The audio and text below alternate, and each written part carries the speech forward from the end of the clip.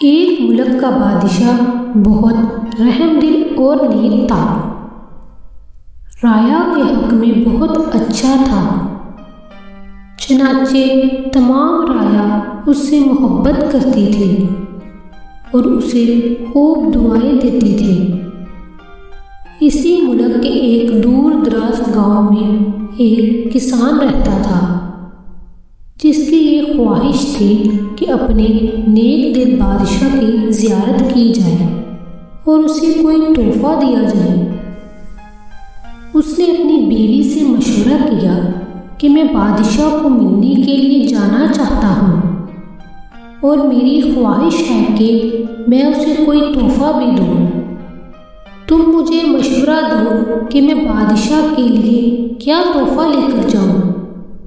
بیوی نے کچھ دیر سوچا اور کہا کہ بادشاہ کے پاس تو ہر چیز ہوگی، ہم اسے کیا تحفہ دے سکتے ہیں؟ ہاں، میرا ایک مشورہ ہے کہ ہمارے گھر کے پاس بہنے والے چشمے کا پانی بہت میٹھا اور ٹھنڈا ہے اور ایسا پانی پورے ملک میں کہیں بھی نہیں ہوگا، حتیٰ کہ بادشاہ کے پاس بھی نہیں ہوگا، تو تم اس کے لیے یہ پانی لے جاؤ۔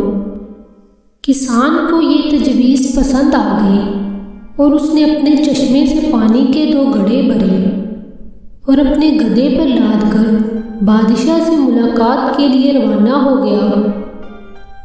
کئی ہفتوں کے سفر کے بعد کسان بادشاہ کے محل تک پہنچ گیا اور اس سے ملاقات کی اجازت چاہی۔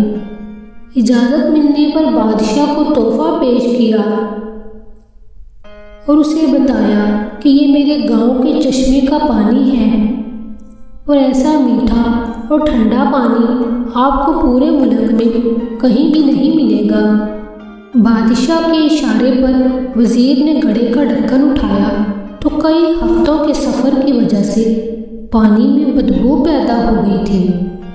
وزیر نے بادشاہ کی طرف دیکھا تو بادشاہ نے اسے خاموش رہنے کا اشارہ کیا اور بآواز بلند کہا کہ ہم اس تحفے سے بہت خوش ہوئے، اور خزانچی کو حکم دیا کہ اس کسان کے گھڑوں کو سونے سے بھر دیا جائے۔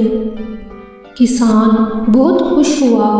بادشاہ نے وزیر کو بلا کر چپکے سے کہا کہ پانی کو گرا دینا اور واپسی پر اس کسان کو اس راستے سے گزارنا جہاں ہمارے چشمے ہیں، تاکہ اسے علم ہو کہ ہمارے پاس پانی کے کتنے چشمے ہیں اور ان کا پانی کتنا ٹھنڈا اور فرحت بخش ہے۔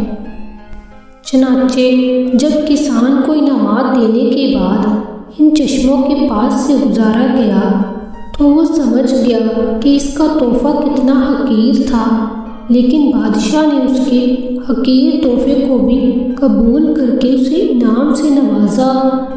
اس کے دل میں بادشاہ کے لیے محبت اور عقیدت اور بڑھ گئی۔